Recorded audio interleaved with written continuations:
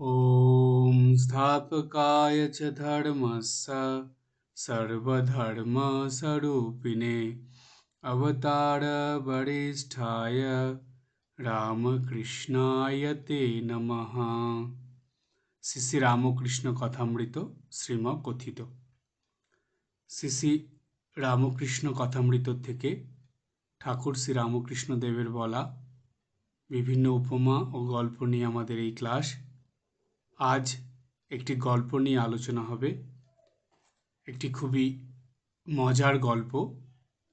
এই গল্পের মধ্যে দিয়ে ঠাকুর যে শিক্ষা দিয়েছেন সেটাও আমরা এই আলোচনার মধ্যে থেকে জেনে নেব। এখন কথামৃত থেকে যে প্রসঙ্গে ঠাকুর এই গল্পটি বলেছিলেন সেটা আগে জেনে নেব। ঠাকুর শ্রী রামকৃষ্ণদেব ভক্ত সঙ্গে তার সেই পূর্ব পরিচিত ঘরের মেঝেতে বসিয়া আছেন। কাছে পণ্ডিত শশধর, মেঝেতে মাদুর পাতা, তাহার উপর ঠাকুর, পণ্ডিত শশধর এবং কয়েকটি ভক্ত বসিয়া আছেন। কতগুলি ভক্ত মাটির উপরেই বসিয়া আছেন। সুরেন্দ্র, বাবুরাম, মাস্টার, হরিশ, লাটু, হাজরা, মণি, মল্লিক প্রভৃতি ভক্তেরা উপস্থিত আছেন। ঠাকুর পণ্ডিত পদ্মলোচনের কথা কহিতেছেন। পদ্মলোচন বর্ধমানের রাজার সভাপণ্ডিত ছিলেন।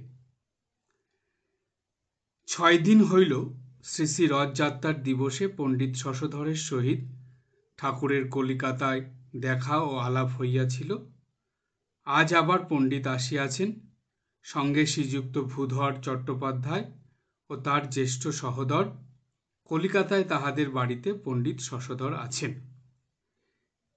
আজকের দিনটি, অর্থাৎ যেই দিন পণ্ডিত ঠাকুরের কাছে এসেছিলেন, যেই দিনটার কথা এখানে বলা হচ্ছে সেটা ছিল 1884 খ্রিস্টাব্দের 30শে জুন। পণ্ডিত জ্ঞান মার্গের পন্থী। ঠাকুর তাহাকে বুঝাইতেছেন, যাহারই নিত্য তাহারই লীলা। যিনি অখণ্ড সচ্চিদানন্দ, তিনি লীলার জন্য নানা রূপ ধরিয়াছেন। ঈশ্বরের কথা বলিতে বলিতে ঠাকুর বেহুশ হইতেছেন, ভাবে মাতোয়ারা হইয়া কথা কহিতেছেন। পণ্ডিতকে বলিতেছেন, বাপু, ব্রহ্ম অটল অচল সুমেরুবৎ, কিন্তু অচল যার আছে তার চলও আছে। এই কথার প্রসঙ্গ ধরে ঠাকুর আরও অনেক কথা পণ্ডিতকে বলছেন। সেরকমই একটা কথা পণ্ডিতকে ঠাকুর বলছিলেন, সেই কথা প্রসঙ্গে গল্পটাও বলেছেন। আমরা এখন সেই প্রসঙ্গের মধ্যে যাই। তবে যেহেতু পণ্ডিত, তার মধ্যে জ্ঞানের ভাবটা বেশি থাকে এবং সেই জ্ঞানের ভাব নিয়ে ভক্তিকে তারা একটু অশ্রদ্ধা করে বা ভক্তিকে একটু হেয়ভাবে দেখে, তাই ঠাকুর সেটা যাতে তারা না করে বা পণ্ডিতদের মধ্যে যাতে এই ভাবটা না থাকে সেটা বোঝানোর জন্যই ঠাকুর বলছেন, তাকে চিন্তা করে অখণ্ডে মন লয় হলেও আনন্দ, আবার মন লয় না হলেও লীলাতে মন রেখেও আনন্দ। শুধু জ্ঞানী একঘেয়ে, কেবল বিচার করছে এ নয় এ নয়, এসব স্বপ্নবৎ। আমি দুহাত ছেড়ে দিয়েছি, তাই সব লই। এই কথা বলার পরেই ঠাকুর একটা গল্প বললেন। ঠাকুর বললেন, একজন ব্যানের সঙ্গে দেখা করতে গিয়েছিল। বিয়ান, সেখানে উচ্চারণে ব্যান। ব্যান তখন সুতো কাটছিল, নানা রকমের রেশমের সুতো। ব্যান তার ব্যানকে দেখে খুব আনন্দ করতে লাগলো আর বললে, ব্যান, তুমি এসেছো বলে আমার যে কি আনন্দ হয়েছে তা বলতে পারি না। যাই, তোমার জন্য কিছু জল খাবার আনি গে। ব্যান জল খাবার আনতে গেছে। এদিকে নানা রঙের রেশমের সুতা দেখে এ ব্যানের লোভ হয়েছে। সে একতারা সুতা বগলে করে লুকিয়ে ফেললে। ব্যান জল খাবার নিয়ে এলো আর অতি উৎসাহের সহিত জল খাওয়াতে লাগলো। কিন্তু সুতার দিকে দৃষ্টিপাত করে বুঝতে পারল যে একতারা সুতো ব্যান সরিয়েছে। তখন সে সুতোটা আদায় করার জন্য একটা ফন্দি ঠাওরালে। সে বলছে, ব্যান, অনেক দিনের পর তোমার সহিত সাক্ষাৎ হলো। আজ ভারী আনন্দের দিন। আমার ভারী ইচ্ছা করছে যে দুজনে নৃত্য করি। সে বললে, ভাই, আমারও ভারী আনন্দ হয়েছে। তখন দুই ব্যান নৃত্য করতে লাগলো। ব্যান দেখলে যে ইনি বাহু না তুলে নৃত্য করছে। তখন তিনি বললে, এসো ব্যান, দুহাত তুলে আমরা নাচি। আজ ভারী আনন্দের দিন। কিন্তু তিনি এক হাত বগলে টিপে আরেকটি হাত তুলে নাচতে লাগলো। তখন ব্যান বললেন, ব্যান, ও কি, এক হাত তুলে নাচা কি?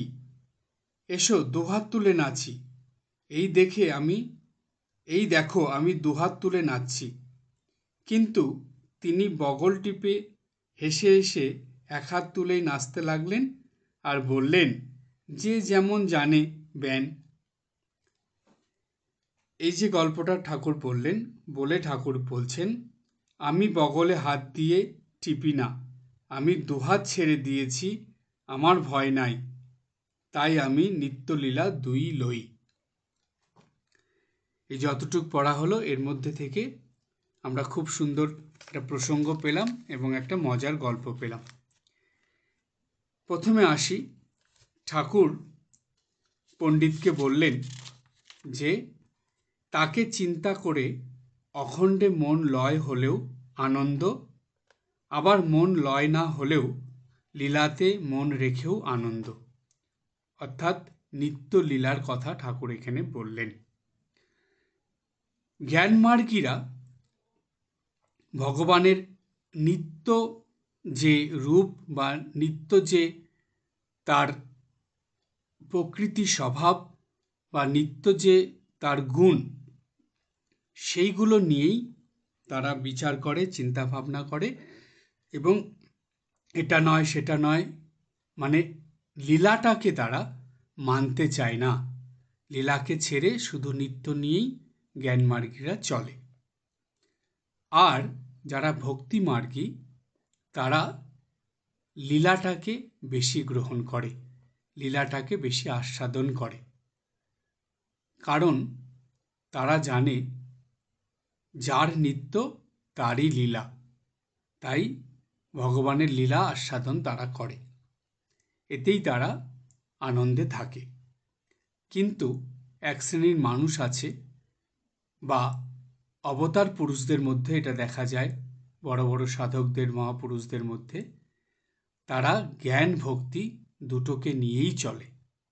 আমরা চৈতন্যদেবের মধ্যেও এটা পেয়েছি, আমরা বুদ্ধদেবের মধ্যেও পেয়েছি, যীশুখ্রিস্টের মধ্যেও ছিল, এমনকি ঠাকুর শ্রীরামকৃষ্ণের মধ্যেও এই একই জিনিস ছিল। তাই ঠাকুর বললেন, শুধু জ্ঞানী একঘেয়ে কেবল বিচার করছে, এ নয় এ নয়, এসব স্বপ্নবৎ। আমি দুহাত ছেড়ে দিয়েছি, তাই সব লই। ঠাকুর যেমন জ্ঞানও এবং ভক্তি দুটোই একসঙ্গে নিয়ে চলেন। সব লই মানে সব ধর্মমত, সব কিছুই ঠাকুর গ্রহণ করেছিলেন। তাই তো তিনি বলতে পেরেছিলেন, যত মত তত পথ। তার মানে সব পথ দিয়েই তাকে পাওয়া যায়, সব পথ দিয়েই ভগবানকে, ঈশ্বরকে লাভ করা যায়।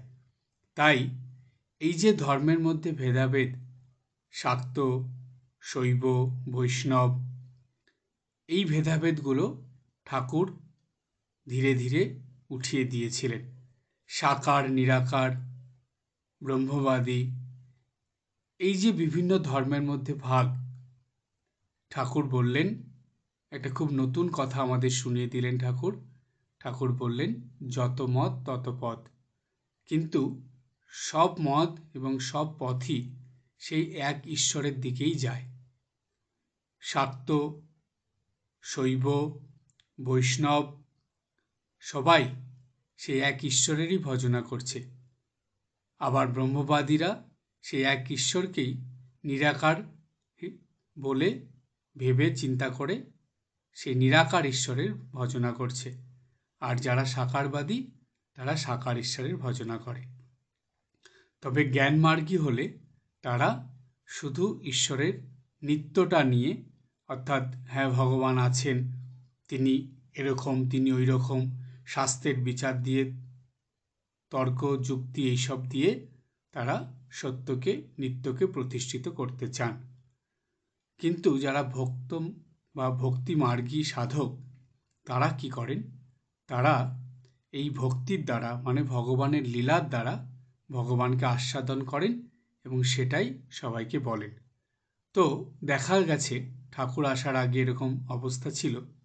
জ্ঞানমার্গীরা তাদের সেই জ্ঞানের পথটাকেই বড় করে দেখতো বা বলতো। তারা ভক্তিকে হেয় করে দেখতো বা ভক্তিকে তারা ঠিকভাবে মানত না। আর যারা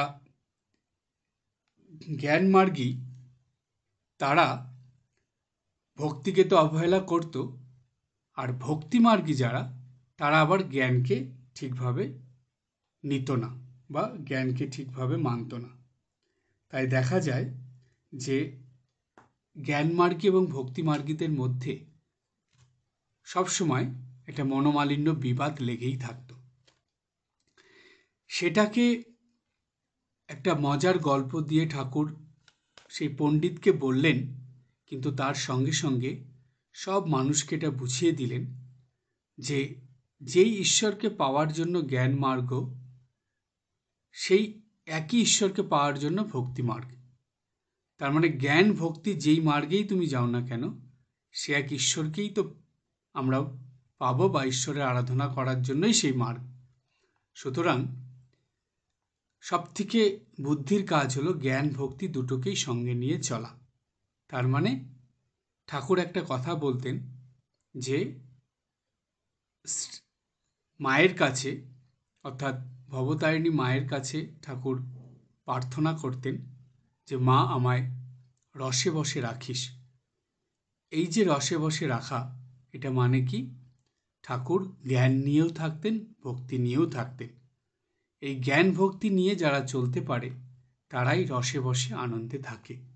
ঠাকুর এটা দেখিয়ে দিলেন এবং তিনি বলেও দিলেন যে আমি দুহাত ছেড়ে দিয়েছি তাই সব লই।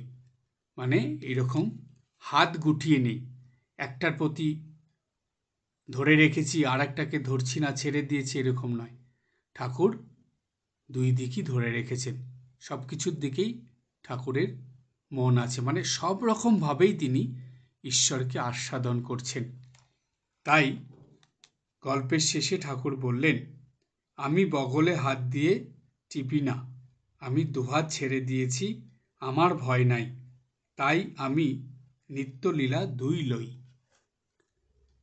যারা নিত্যলীলা ঠাকুরের দুটো নিয়েই চলে, মানে ভগবানের দুটোকেই তারা গ্রহণ করে চলে, তাদের কোনো ভয় থাকে না। কেন? তারা জানে যে যার নিত্য তারই লীলা।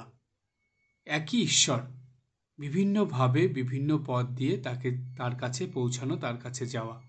সে কর্মের পথ হতে পারে, সে জ্ঞানের পথ হতে পারে, ভক্তির পথ হতে পারে, যোগের পথ হতে পারে, আবার সেবার পথও হতে পারে। তাই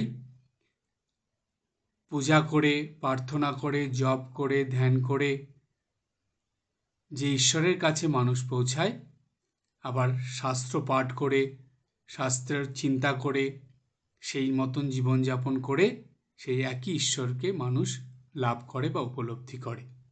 সুতরাং আমরা দেখি কর্মের দ্বারাও, নিঃস্বার্থ কর্ম করে করে মানুষ সেই ঈশ্বরের কাছেই যায়, আবার যোগীরা যোগ সাধনা করে সেই ঈশ্বরের কাছেই পৌঁছায়। এছাড়া নতুন আরেকটা যোগের কথা ঠাকুর নিজে হাতে করে দেখিয়েছিলেন সেই যোগটা, এবং সেই যোগের প্রচারই স্বামী বিবেকানন্দ সারা জীবন করে গেছেন। সেই নতুন যোগটা হলো সেবা যোগ। এই সেবার দ্বারাও সেই একই ঈশ্বরকে লাভ করা যায়। এই যে যেমন ঈশ্বর লাভ করার বিভিন্ন পথ আছে, জ্ঞানের পথ, ভক্তির পথ, সেবার পথ, যোগের পথ, কর্মের পথ, ঠিক এগুলো সবগুলোই আমাদের দৈনন্দিন জীবনে আমরা পালন করে যাতে চলতে পারি, সেই পদ্ধতি বা সেই রাস্তায় কিন্তু ঠাকুরমা স্বামীজি দেখিয়ে দিয়েছেন। তাই বলা হয় নিত্যদিন পূজা পাঠ প্রার্থনার সঙ্গে স্বাধ্যায় মানে শাস্ত্রপাঠ অবশ্যই করতে হয়। আবার নিঃস্বার্থ কর্ম করতে হয়, নিজের কর্তব্য কর্ম ঠিক করে করতে হয়। আবার সেই সঙ্গে সেবা কাজও করতে হয়, সেবার বা মনোভাব নিয়ে কর্ম করতে হয়। শুধু নিজের জন্য নয়, স্বার্থের কর্ম নয়, নিঃস্বার্থভাবে পরার্থেও কর্ম করতে হয়। তাই আমরা দেখি ঠাকুর মা স্বামীজি এই তাদের সম্পূর্ণ জীবনে এই শিক্ষাই দিয়ে গেলেন যে কোনো পথ ছোট নয়, কোনো পথ হেয় নয়, কোনো পথ আমাদেরকে ভগবানের কাছ থেকে দূরে সরিয়ে দেয় না। প্রত্যেকটা পথই আমাদেরকে ভগবানের কাছেই নিয়ে যায়। তাই ঠাকুর যে বলেছিলেন যত মত তত পথ, সেই কথাটার অর্থ হলো এই যে যে যেই পথেই ভগবানের দিকে যাক না কেন, সে সেই পথ দিয়েই ভগবানকে পাবে। সব পথই সেই ভগবানের কাছেই আমাদের পৌঁছে দেয়। তাই কাউকে হেয় করা যাবে না, কাউকে ছোট করা যাবে না, বরঞ্চ আমরা সেগুলো যদি গ্রহণ করে নিই দুহাত বাড়িয়ে, তাহলে আমরা অনেক হাসি খুশি আনন্দে থাকব। তাই ঠাকুর বললেন যে আমি নিত্যলীলা দুই লই। এই নিত্যলীলা দুটো নিয়েই আমরাও যদি চলার অভ্যাস করি, তাহলে আমরাও ঠাকুরের মতন হাসি খুশি আনন্দে থাকতে পারব। আজকে এই পর্যন্ত। সবাই ভালো থাকবেন, হাসি খুশি আনন্দে থাকবেন। ওম জননীং শারদাম দেবীম রামকৃষ্ণম জগদ্গুরুম পাদপদ্মে তয়োশ্রিত্বা প্রণমামি মুহুর্মুহুঃ।